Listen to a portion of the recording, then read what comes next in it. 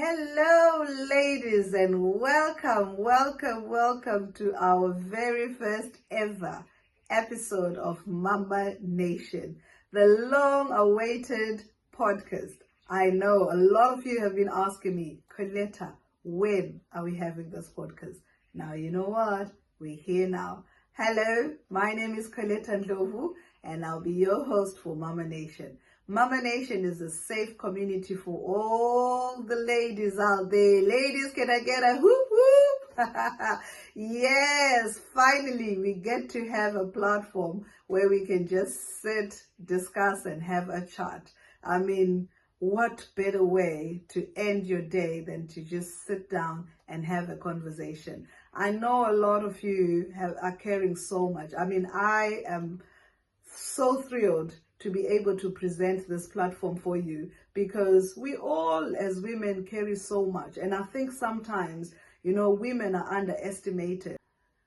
So for me, I believe what has actually helped me to be where I'm at, because I get asked this question a lot: where does this confidence come from? How are you like this? You just up and go. Where do you get all the energy from? I'll be very honest with you. I think my biggest drive, other than my kids, is just my passion for life. Again, I say this in the most humble way, because I believe I've been given so many chances at life. And because I've been given, the chances, I acknowledge that.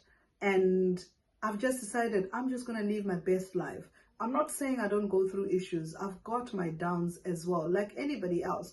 But what I don't do is, I've decided I'm just not gonna, I'm not just gonna sit there and let life do its thing at me. I'm not doing that, because if I can live my best life, why not? Why not live my best life?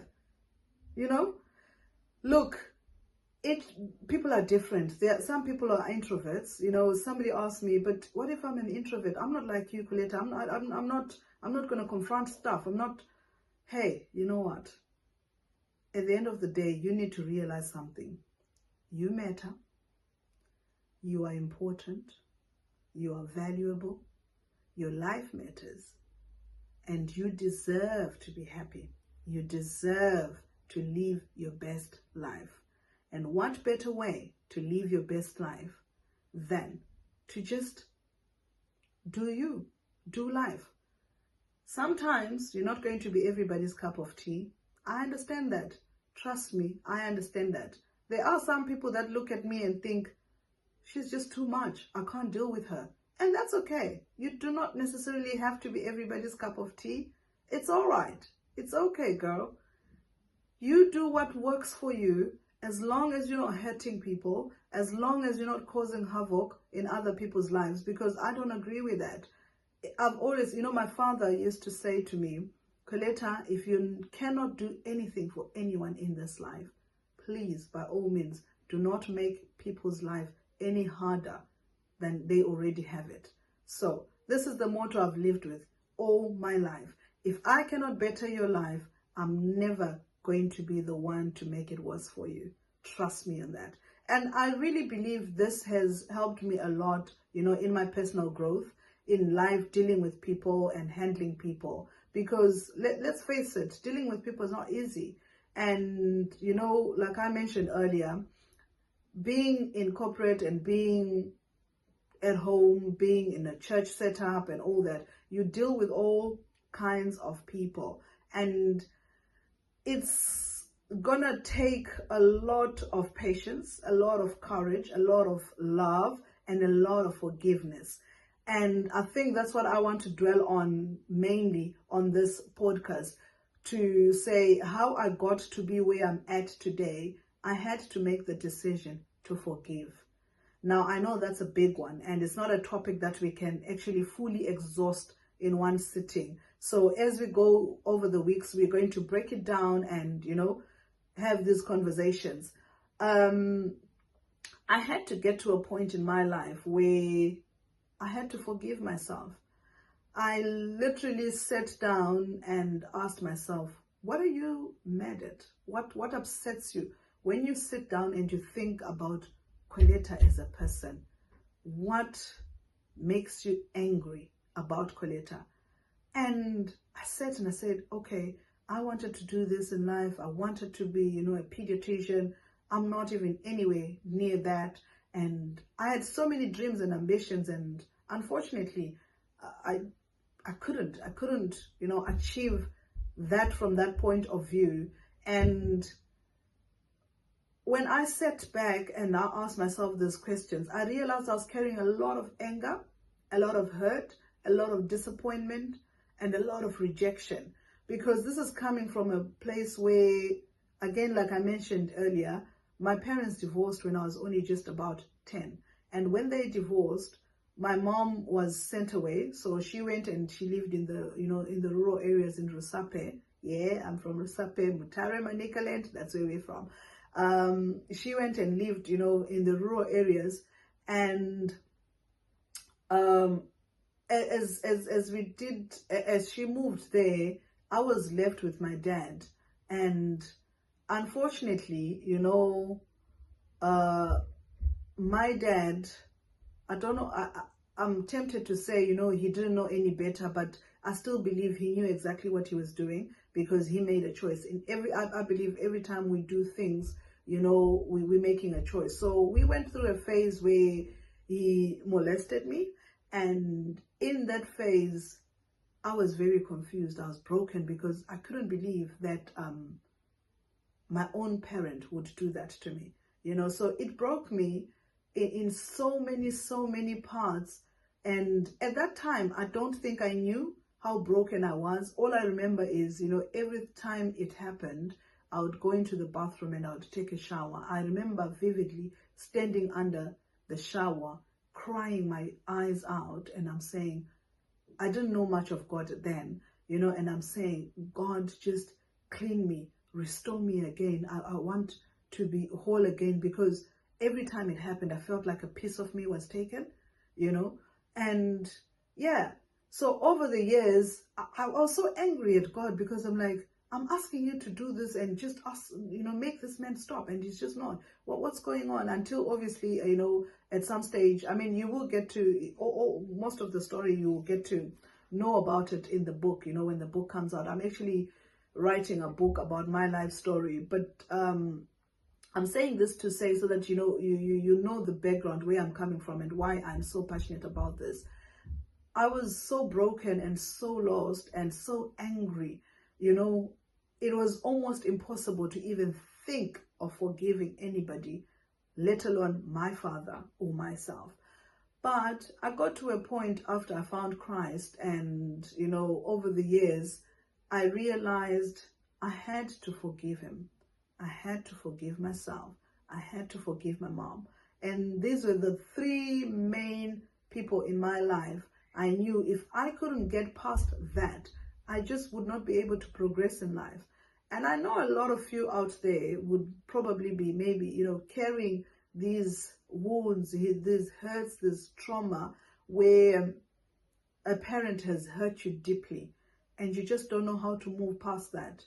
Trust me, this is coming from somebody who is speaking from a life experience. I'm not talking about something that I heard next door or I saw happening somewhere else. This happened to me, and I'm at a point in my life where I can actually talk about my dad and I don't shed a tear anymore, because I would get so upset and so angry, because that's how much hurt and pain I was carrying inside of me. But after I chose and I made that decision to forgive him, I realized, hey, I'm free. I felt lighter. I started relating a little bit better with my siblings, with my husband, with my children, because, I mean, I was a volcano, you just never knew what could come at you at that moment, and I used to pride myself in, I'm like, yeah, and I remember when people would ask me, what is it about you, or who are you, and all that, and I used to pride myself in I would say, yeah, I mean, I'm very cheeky, as if it was something to be you know, to be proud of. But I think back then that was my identity. I was an angry woman. It was like, you touch me, then you'll see, you know. But I'm at a point in my life where I've just realized, excuse me, life goes on, and why do I need to carry that entire baggage? It's not worth it. It's not necessary. If I can forgive, you too can forgive. I've learned over the years to let go of that hurt, to let go of that pain.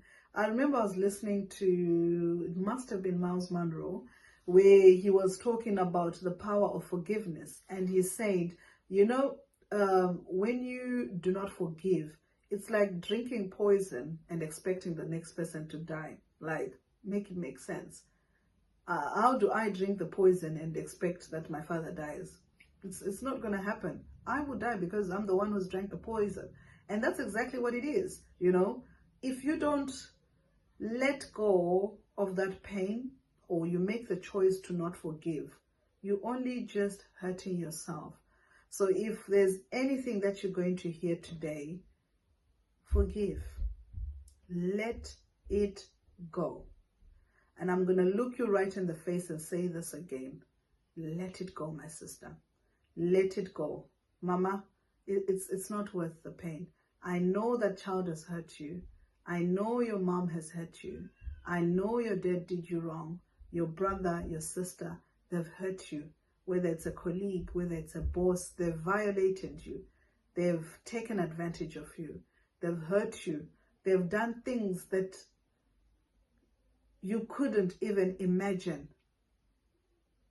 And it's almost unforgivable, you know? But the truth of the matter is, you can do it. You can forgive, you can move past it, and you can live your life happy ever after. I believe it with every bone inside of me that life can truly change and take a 360 turn for you if you just make the choice to forgive. Because that pain is not worth it, my sister. That man hurt you, that person that you feel you cannot forgive, trust me, you can forgive them. Forgiveness is not for you only. It's not for them either. But it's for your wellness. It's for you to thrive in who you are meant to be. It's for you to be able to live your best life as you are meant to be living. Because at the end of the day, it happened. Unfortunately, whether you like it or not, it cannot be reversed. It cannot be taken back. It happened. Sometimes they're not going to come to you and say sorry, even though they know better. They're not going to do it. Why? Some people are just stubborn like that. They're just not going to do it. Some people just don't believe they should, or they don't believe they actually hurt you, even though they know they did.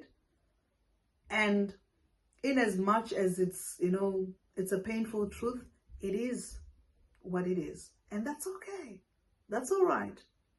Don't let it hold you back. Don't let it steal your joy. I sense that many of you that are actually watching this need to hear this word, because I believe for us to be able to move past this hurt hurdle, we will need to confront the truth. And the truth is, it happened. And it's all right. It's not okay that it happened, but it's okay. You are okay, and you are going to be okay. If you need somebody to talk to, look for somebody trustworthy that you can sit down and have a conversation with. If it means you just sit down and write in your journal, have a journal where you intentionally sit down and have a conversation with yourself. I have one where I wake up and I write, I choose to forgive so and so. Write their name down. And it's in doing that that you realize, I'm letting it go. Eventually, it's not an overnight thing, you know, it's going to take time, but it's all worth it. You put in the effort and let everything else fall in place. I'm looking at you, my sister. I'm looking at you, my friend. I'm looking at you because I know you're carrying so much baggage, so much. And I do not for any reason excuse it. It is valid. It is very, very valid. And you are allowed to cry it out. You are allowed to be angry about it. But don't be angry for too long. Don't be mad for too long. Because the longer you hold on to it, the longer you are breaking yourself. The longer you are stealing from your joy. And it's not meant to do that. You're not meant to live life like that. You are meant to live your life to the best of your ability, to enjoy life. If you're to die today, can you look back and say, I lived the best life that I was supposed to? Or can you look back and have regrets? I would hate for you to live a life where you look back and you say, oh, if I had just let it go, I would have, maybe I would have been a better mother. Maybe I would have been a better sister. Maybe I would have been a better wife. It's not too late. It is not too late for you, my sister. Let's have these conversations. If you've got somebody that you need to let go of, please do yourself a favor. Let them go. For some of you, it's going to mean you need to pick up the phone or just a text. I had people in my life where I had to send a text and say, listen, I'm letting you go. I forgive you. You hurt me. You did A, B, C, and D. I'm not arguing about it, but I'm letting you know that today is the day I've made the decision to let it all go. So, again, I am coming to you because I know there is many of us out there that are walking with so much wounds, so much brokenness, so much hurt. And it seems insummable. It seems so much. It's like, where do we even begin? But start right there. Forgive yourself. And gradually, as you go, you realize how easier it's going to be to forgive people. Every day you wake up, make a choice. Make a decision to forgive. Make a decision. You will not do yourself a better favor than waking up and deciding, today, I'm just going to choose to forgive. Because you know what? When you step out of the door, somebody somewhere is going to try a sister. Someone is going to try you. If you don't make the decision to let go and just forgive people, it's going to be difficult to tackle life. And you don't want to live your life with regrets, hurt, pain. We are losing a lot of people because they're hurting, they're breaking, and they break in silence. And sometimes that's where the devil wants you to be. He wants you in that corner where you are secluded, where you feel like nobody cares. That's not true. I care. There are many other people that I know out there that care. Many, many men and women that will do anything, will drop everything they're doing just to be there for you. So don't ever think that in this world that you are all alone. Listen, there's over 7 billion people in this world. You might have been rejected by your father. You might have been rejected by your mother. You might have been rejected by your family. You might have been rejected by anybody that you can think of. But that's not the end of the world. There's many, many people that are willing to help you grow.